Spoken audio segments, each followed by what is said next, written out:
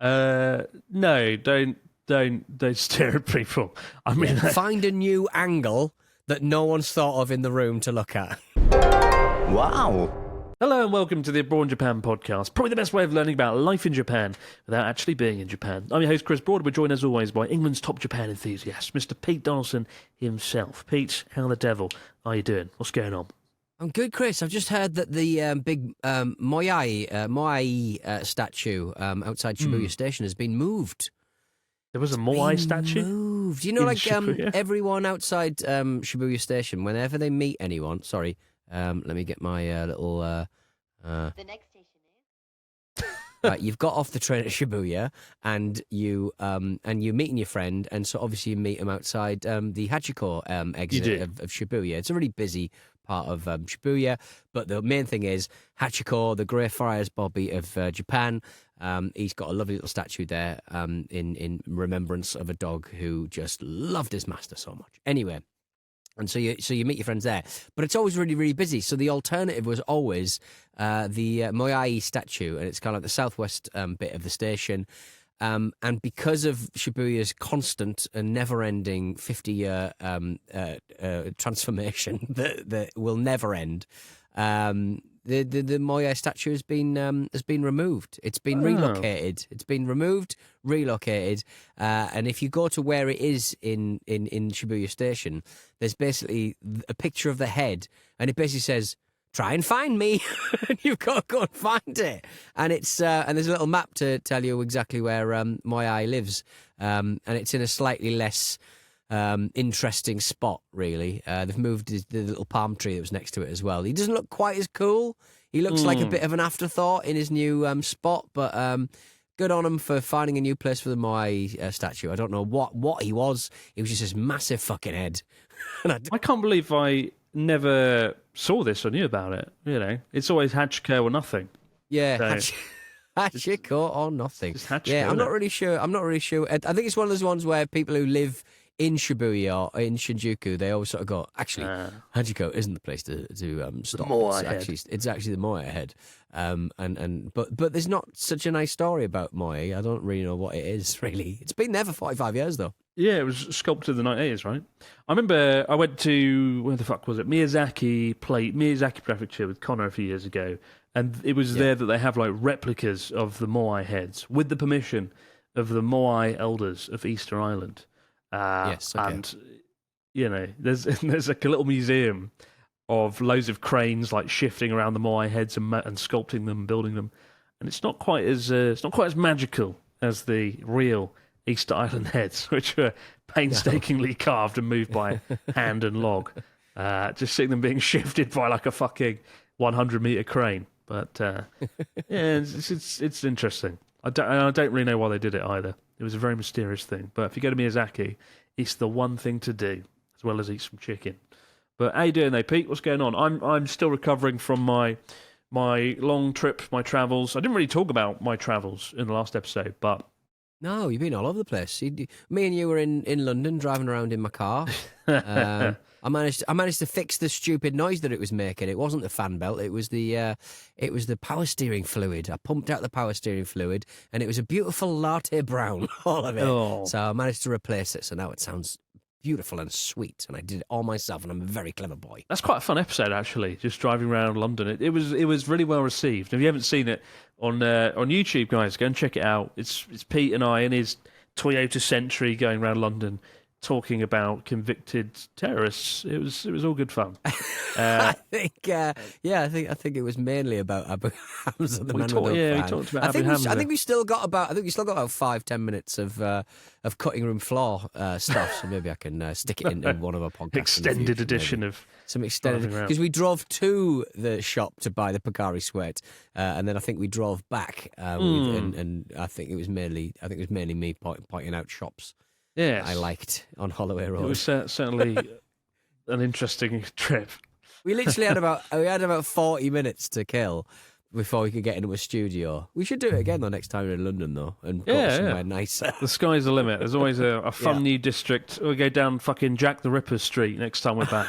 Talk about Jack the Ripper for 25 minutes. But it was cool. And then I went to Canada and spent time with Charlotte's family, and it's really nice. Vancouver Island. It's very idealistic. It's quite. You feel quite far removed from the world. It's really weird. You land in Vancouver City, and then you get on like a 10-minute flight that goes across the bay and over some islands, and then you just land in Victoria. And beautiful part of the world, beautiful place, but it does feel quite cut off and isolated. But it's a nice place to like get your thoughts together and just relax a bit. In my case, I started writing another book, which I'm going to be painstakingly working on over the next 6 months. And Chris's big book. Everyone's got their first book in them. It's the second book that's difficult. You reckon? I mean, you've written one book there, right? You've written your football ramble book. I wrote a third of one book, the best-selling book, The Football Ramble. It was. I spent a lot of time in Starbucks. I quite looking back, I enjoyed the process, but delivering chapters was just a pain in the arse. I was like, oh god, and then getting them proofed and arguing the toss about what I wanted to say, and then doing the audio book. It's hard work, man. It's bloody hard work. I'm enjoying it. I'm really enjoying it. But yeah, between doing a podcast, making videos, I've got like 100 running a bar, and it's kind of like do not blame the podcast. Yeah, the podcast. Your sadness inside. One facet, but you don't get any advance. You don't get a sweet advance from the podcast. True. What do I get from the fucking podcast? But like, it's a nice thing. You find your little cafe, you sit down, you type it out. I'm enjoying it. I'm just hoping I can find the time between everything else to make it all work. But it won't ever be as bad as 2022 when I was like trying to get fit, learning chess, learning how to box, doing cycles, doing all these things as well as writing a book. It's going to be not as bad as that. So there's that upside, I suppose. But hey, if anyone's got any suggestions, if anyone wants to write a chapter, just get it in the email, for crying out loud. Here's a just a whole book of guest chapters from people. Get some ghost writers like every other YouTuber. Ghost writers. Well, yeah, a lot of Mark, who does Wrestle Me, he's written a couple of he's ghostwritten a couple of very very successful YouTubers' books. Has he really? I always feel like, what's the point of like somebody came up to me the other day, a friend, and they were like, "You didn't write it, did you?" I was like, "Yeah, I fucking wrote it. It was 6 months." Painstakingly, and they were shocked. It would be hard to, you can't chat GPT a personal recollection of your life, really. I mean, there's very little that can be done.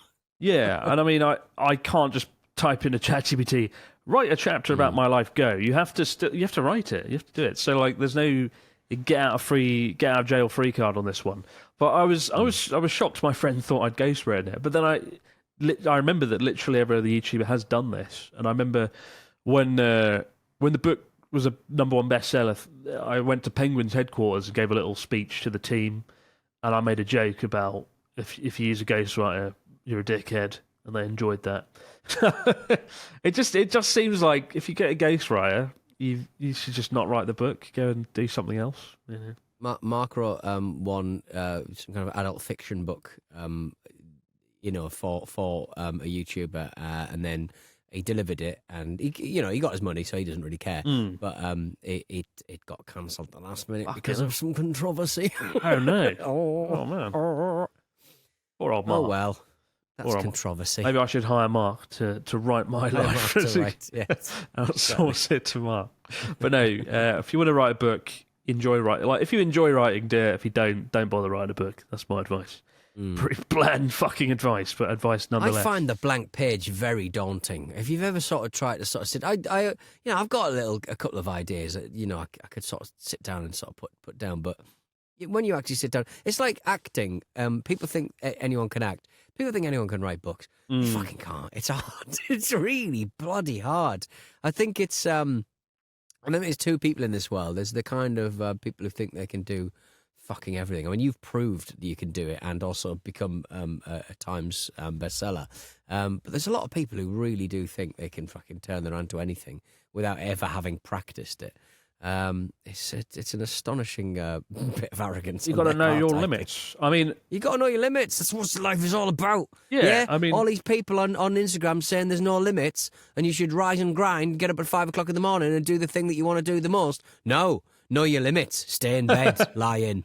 Very true. Words to live by. I mean, I got up Yeah. at 5 a.m. today. I feel like a fucking champion, mainly because I'm 17 hours jet lagged. Because the time difference is 17 hours. How is that even a thing between Vancouver and Tokyo? I don't even know what that is. I don't know what day it is. Oh, yeah, because it's right. Yeah, So- yeah. So, I mean, 17 hours, isn't that not just like, well, that's 7 hours. It's not though. No, back in it. It's not. 7 hours, isn't it? not, it's just- You're pretending it's. In my head, You're pretending it's this huge it's- time. What? It's like You don't know what date it is in your head. You know what time it is in your head. Well, it's like yesterday, but it's just fucking weird. Yeah. But anyway, it messed my head up. But the bonus is, been getting up at 4 or 5 a.m. And I will say, if I could have one magic power, it would be to keep getting up at 5 a.m. Because you get to like, Have a fucking kid, Chris. Have a kid. that's not a magic power. What time is it now? It's just turned 7 o'clock and we've done 2 pods. Have a kid. Have a kid or a podcast with a man who lives in Japan. Do that. I'll give it some serious thought just for getting up at 5 a.m. But like, it's a beautiful thing because you get to like 2 p.m. as I did today. And it's like, oh, I've done loads of things. Because normally I get up at like 10:30. Not because I'm lazy, but because I'm working till like 4 a.m. So it's nice to like switch it around and be on It's a like superpower. a nice It time. really is. It's lovely to sort of see the other half of the day, really. It's- I mean, yeah. I haven't seen 2 a.m. Unless I'm on the swigs. I haven't seen 2 a.m. for ages. But there's nothing to see at 2 a.m. Just disappointment. And it's just, There's nothing to see at 5 a.m. It's the same thing 3 hours later. if I could do this every day, I would, and my life would be brilliant. Mm. But we all know it always happens. I'm like, yeah, I get up at 5, and then like a every week time later. you go back to Japan, you go, oh, it's great being up at 5 o'clock, and then you're like, you're up at, and then I catch you on WhatsApp editing at 2 a.m. It's like, oh, Christopher. It'll be it'll be interesting in 1 week's time, or the next recording, whatever, to see just if I've managed to maintain this. And we already know that won't be the case. Let's see what time I'll be getting up. We got a story though from Pete from Australia, not Pete Olsen, and it begins. Hello, Chris and Pete. One ravenous day, shortly after moving to Tokyo, I capitulated to some fast food temptations and stumbled upon a restaurant chain that would profoundly alter the fate of my food choices. A place so spellbinding that its magical qualities are reflected in the company's very slogan, Matsunoya, where tonkatsu dreams come true. After being spirited away to pork cutlet heaven, I'm getting hungry now, I haven't had much food today, I was awestruck by the price of the set meal. It was delicious, reasonably high in protein, and with multiple refills of rice and miso soup available. Before long, I found myself making daily visits to my local branch, usually after a hard workout at the gym. But as days turned into weeks and the weeks turned into months, what had begun as a convenient post-workout meal transcended basic physiological needs and became more akin to a spiritual experience.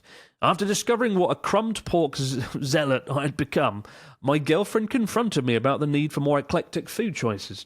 I reluctantly agreed to consider alternative food choices, but formulated a plan to alternate the restaurant branch I ate at, sometimes travelling a few train stops away to safeguard my integrity.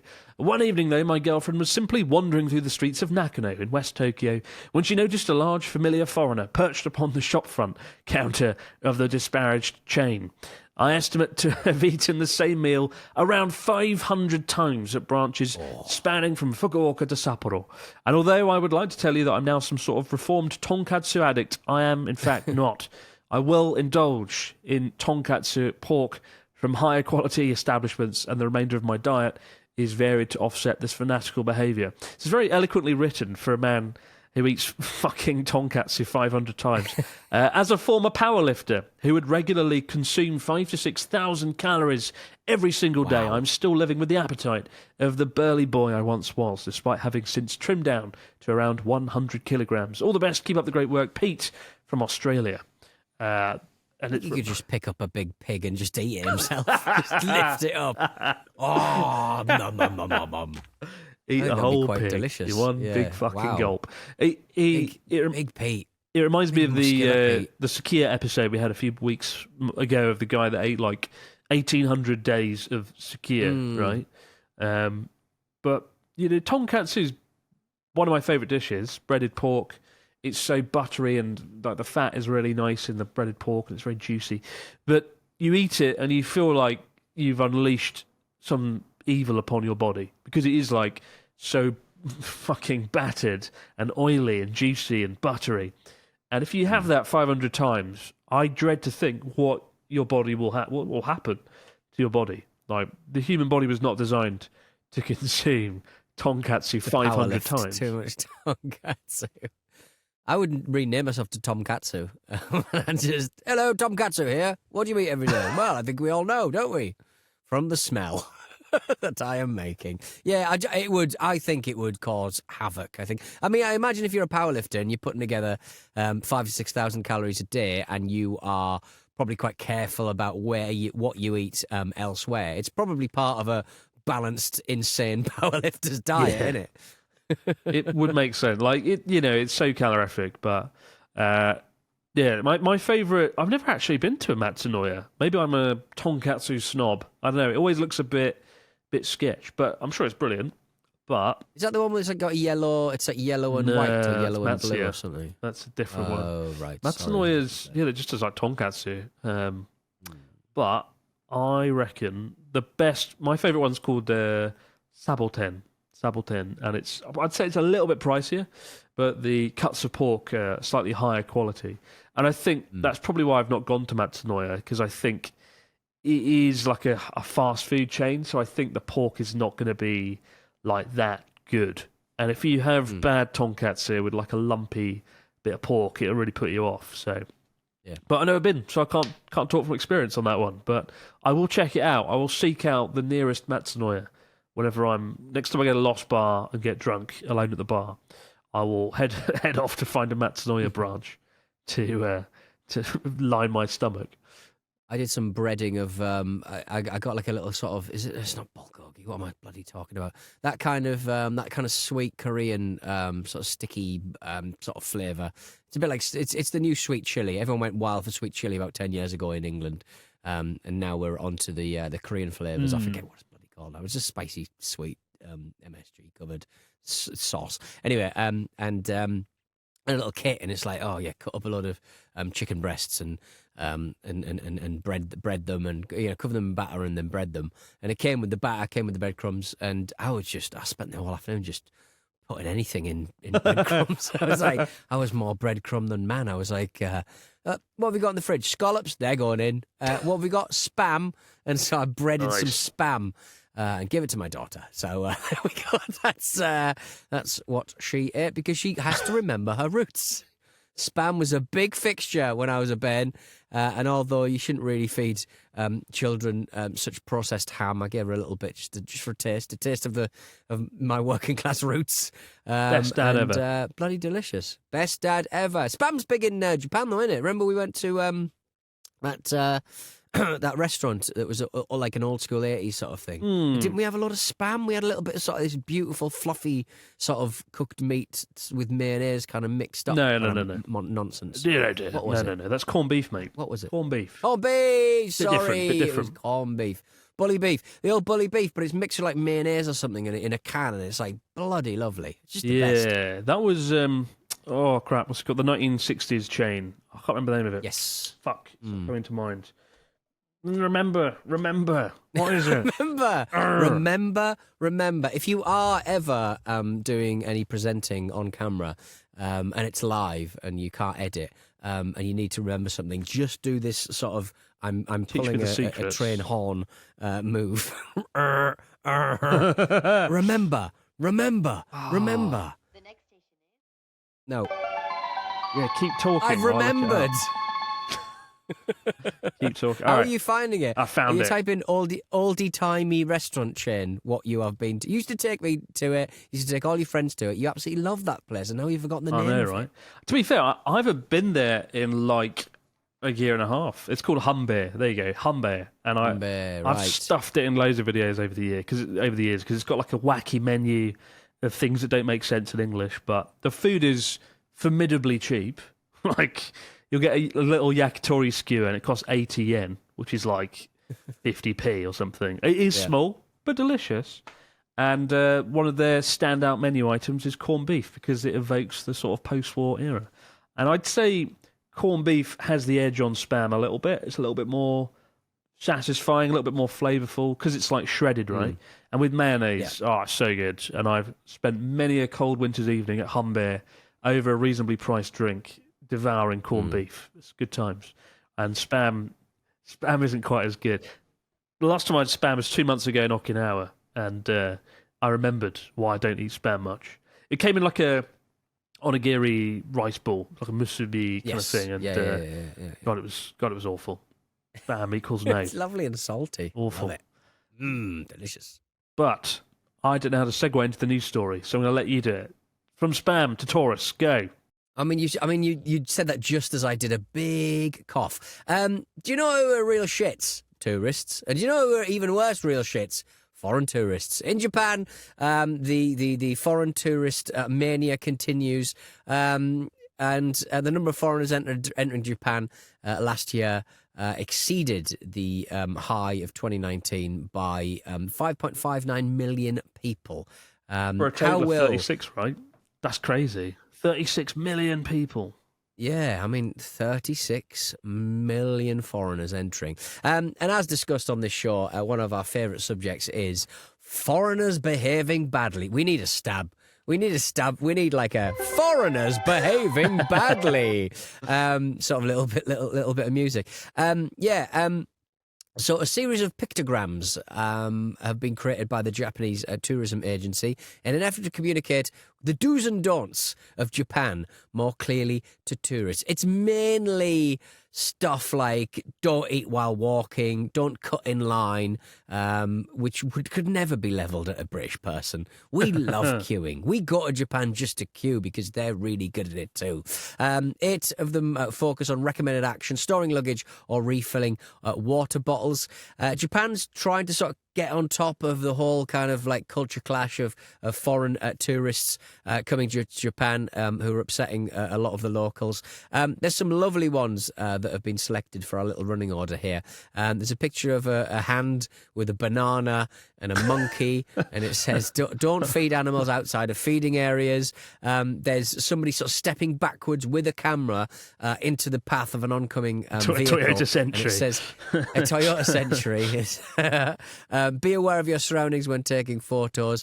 And yes, the aforementioned no eating while walking. I mean, there are some absolutely cracking ones in there.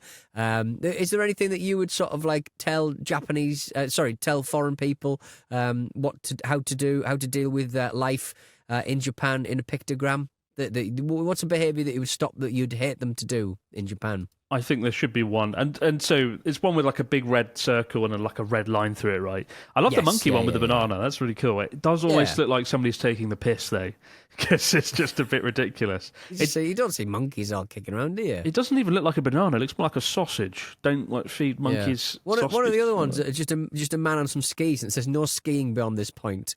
I can't help but think that's right in the middle of Shibuya Station or something. There's another one of like a deer and then a hand with 3 grains of rice on it or something.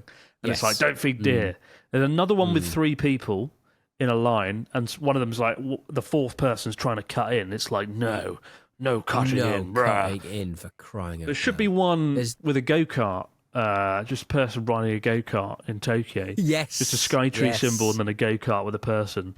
And that would be my choice. That would be my desired fucking pictogram, to be honest. Men in cargo shorts bothering women. So, if you're wearing cargo shorts, do not bother women. I mean, it's a bit rich, because, I mean, this week, did you read that, it was a horrific story, but Okinoshima Island, Rabbit Island. Rabbit Island, yeah. A man has been caught. He basically just kicked a load of rabbits to death, which is just the most horrific story. But they reckon that he could have killed about 77 rabbits. They discovered over the course of a few months, between November 26th and January 12th, we've got the story here, a total of 77 rabbits have been found dead with unnatural conditions like broken bones. And like, if you're a rabbit fan or just a pet, or a normal human being. Yeah, a normal human being. I mean, this is a particularly horrific story for you. But, apparently a man was spotted kicking a rabbit. He lived miles away. A man called Hotta. He was arrested on the spot on charges of violating animal protection laws. He's not a local resident. He actually resides in Shiga prefecture, which is like halfway across the country. Yeah, it's quite a journey. So it seems that he's travelled, certainly on this date, to, for some fucking reason, blow off some steam and kill some bloody rabbits. and he's and they reckon that he could have potentially come over about 3 or 4 times because on different dates, loads of rabbits have been found dead. So, like, I mean, I'm not being funny, guys. Put that on a fucking thing and show it to your residents. Down Do you the know what I banner mean? sign. Like, I mean, good God.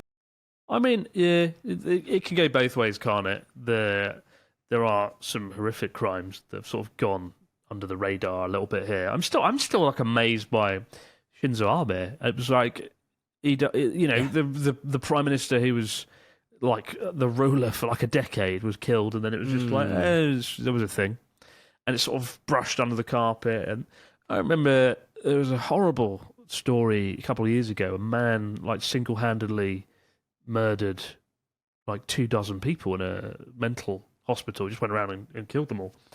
It was astonishing, and like there's astonishingly horrific things like that happening, and it's like, oh, but the foreigner fed the deer. Yeah, is it a good thing that sort of people sort of like the problem with stuff, and we've had this with the bloke in he's 17, 18. I mean, he's a young man. Who sadly he just killed a couple of little girls at a dancing thing. Horrific. And the press, certain parts of it are up in arms about an inquiry that never was done. I mean, at the end of the day, it's quite hard to predict this sort of stuff. Do you know what I mean? Like you can put all of the protections up, but if somebody wants to do something, they're going to do it. In such with so many people kicking around, and you can work as hard as you like, and the resources being what they are, you can only. How do you what do you do? Trail people? Do you trail the man halfway across Japan looking for rabbits to kick? Like it's at the end of the day, like public order and public decency is predicated on people generally not having mental health issues. It's kind of it's difficult. It's just the price of running a country, I suppose. But to recover from someone that loomed so large, I think, in the Japanese sort of political space, I agree. I think it's a huge thing for Japan to sort of get over so quickly. I will say there. I mean, like these science, it doesn't have to be one thing or the other. Like we're looking at both extremes, but when your country's had incredible amounts of tourism in a very short space of time. It hasn't, Japan really only had 10 years to adapt to these sort of tourism numbers going from 8 million 10 years ago to 36 million today. The country's really struggling with that explosion of tourism. It makes sense that they're going to have to crack down a little bit and have more signs up. And the public space in Japan is, it's a sanctuary of sorts. The public space is there for everyone, but also weirdly no one. It's very much like, don't sit down, just keep moving, keep going. So the public space, that's why there's so many bloody signs everywhere, I suppose. But yeah, I don't know if it's a bad idea.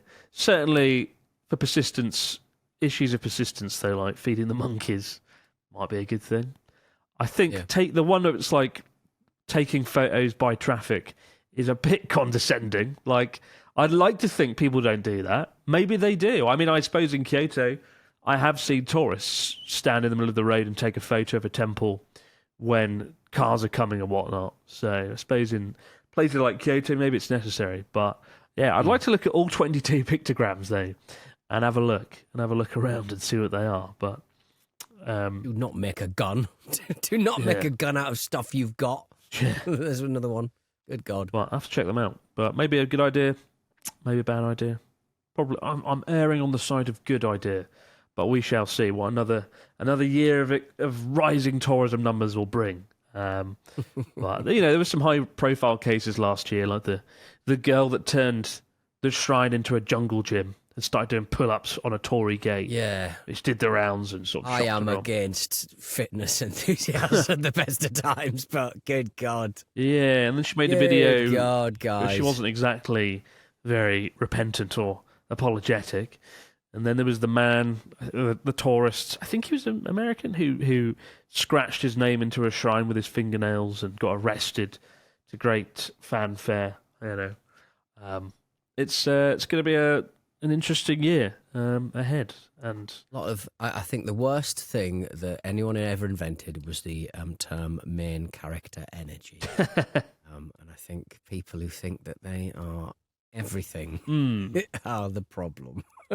I do think I really think things like TikTok promote main character syndrome like never before. Yeah. You know, where you're doing a fucking stupid dance in the middle of a street that everyone else is doing. I always find it ironic though, because you see people doing, you know, thinking they're the main character, but doing the same fucking dance as everyone else, as like the same 5 million people on TikTok. Doing the same algorithmic kind of vibe that as everyone else. No. We're back to moment, guys, with your stories, comments, and questions over in the fax machine. Wow. And we're back with the fax machine. What do we got this week, Mr. Dawson, from our listeners? We've got a message from Brandon in Raleigh, North Carolina, USA. Hello, Chris and Pete. I'm taking a solo trip to Japan in a couple of months and would like to visit a public onsen. I expect to be in toasty water with a bunch of other naked dudes, so I'd assume some standard rules apply. For example, don't look at each other's dangly bits. But what about eye contact? Do you acknowledge others, or do you pretend like no one else is there? What are the social norms around interactions in a public onsen? Thank you for the years and podcasts and videos, Brandon. Is it fair to say that you really do not give anyone any eye contact unless you know them? I mean, sometimes you'll be in somewhere, and certainly don't give them the McDonald's eyebrows. No, don't stare at people. I mean, Find a new angle that no one's thought of in the room to look at. Yeah, just don't stare. I mean, eye contact in Japan is kind of seen as a rude thing. You'll talk to people and they won't even look at your face while they're speaking to you a lot of the time, and it can be quite disorientating at times. Obviously, that's not in a hot spring where there's people naked, but just don't look.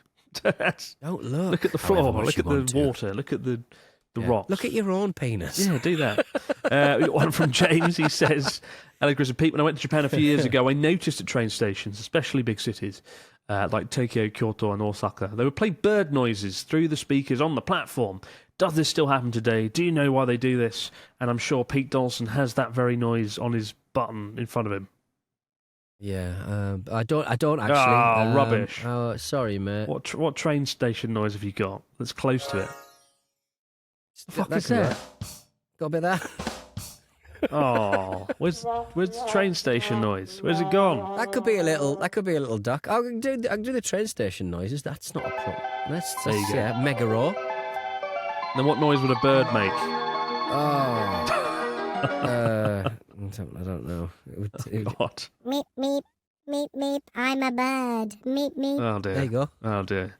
This stupid device. Apparently, it's to help the visually impaired. That's one aspect to it. And it's basically to let people know where the ticket gates are.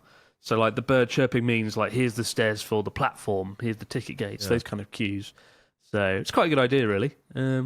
I heard that awful noise that they play outside of like 7-Elevens and stuff, and any shops where they don't want teenagers and young people to congregate drinking strong zero. They play that horrible high pitched kind of tone, and it's like, oh bloody hell, it really sets your teeth on edge. Awful. I thought it was to stop insects, but it might make sense that it is to stop congregating young people because they're the only ones that would hear it, right? So that's quite a smart idea. Still got a little bit in there. Still got a little youth in the old ears. So 60-year-old guys can linger around the front, drinking all they want because they won't hear it. On the subject of bird song, apparently listening to just 6 minutes of clips, a 6-minute clip of bird song could help reduce feelings of anxiety, depression, and paranoia. A recent study has shown. So go and listen to your eagle sounds. Or not a bird of prey. If you're feeling very hunted, just a lovely big ostrich going. Do it. ASMR Extreme with Pete Dawson. We got one last question from Sarah. He says, "Hi guys, I've booked a trip to Japan later this year and cannot wait for the trip of a lifetime. However, I absolutely hate flying. I get nervous and claustrophobic easily, and the thought of being stuck on a plane for 13 to 14 hours is already starting to cause me concern. As seasoned travellers, what advice can you give me to help me get through the flight without freaking out? Thanks, guys.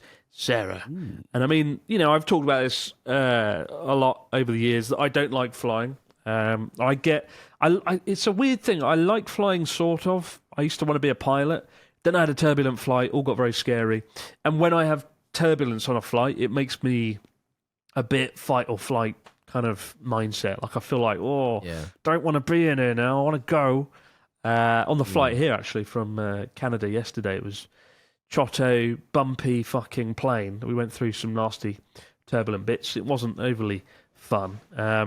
I did find I've gotten better over the years, but when it was quite bad, I did take some antihistamines, which kind of help you get a bit drowsy, which can sort of nullify the fear around it. I had a friend of mine. If you are that nervous about flying, I would go and see a doctor because they can give you some tablets that can sort of numb your emotions a little bit around that. I've known two people. One guy used to have panic attacks on a plane. He got given some really strong tablets. Another friend literally couldn't set foot on a plane, and they had to knock her out, and she'd get on a wheelchair, and they'd flop her into a chair, and then she'd just wake up in Florida 10, 11 hours. How'd I get later. here? Yeah, It's probably Mr. T stuff, aren't they? Wow. So I think if you are that worried, that many hours, that long ahead, then you should probably go and see a doctor and get prescribed something and talk to it. Don't do what I do and buy. Used to buy Valium off the internet. Valium. Carry on. Crack on. Christ. Everything's illegal if you do it in front of a policeman. There you go. That's what I think. Life advice from Pete Dawson. But do take some, and then go and download a nice film. I also found watching comedy films really helped as well, because I'd be laughing and shit. I'd always watch the same films. On the flight before last, I watched Saving Private Ryan, and the plane was turbulent while I was watching. Very chill. Well, I was watching that. It wasn't chill, but I was watching the D-Day landings while the fucking plane was going upside down, and it was a bit like a 4D experience, and it didn't. Well, I guess maybe it sort of pulls it in a sharp focus that your life's okay, really. True. In a weird kind of way, it was reassuring. But find a film where it becomes 4D if there's turbulence, and that's another way around it. But this is not professional help. Get professional advice on that. God, get professional help, for crying out loud. Yeah, go and see a doctor, get some tablets. Keep the stories, questions, comments coming over to the Abroad Japan podcast at gmail.com. We'll be back late in the week, guys, but I'm less jet-lagged and I've got a bigger smile on my face. But for now, have yourself a great few days, and we'll see you right back here to do it all over again on the Abroad Japan podcast. Yes, I think you've coped amicably. I think you've coped very well. I've done all right with this, with a big cup of G-Saboke jet lag in your face. Unbelievable. It's the one word, Pete. You know that you love that word. One word I know, baby. Good old jet lag. Right, I'm off to go watch Saving Private Ryan. See you later, guys. Have a good one.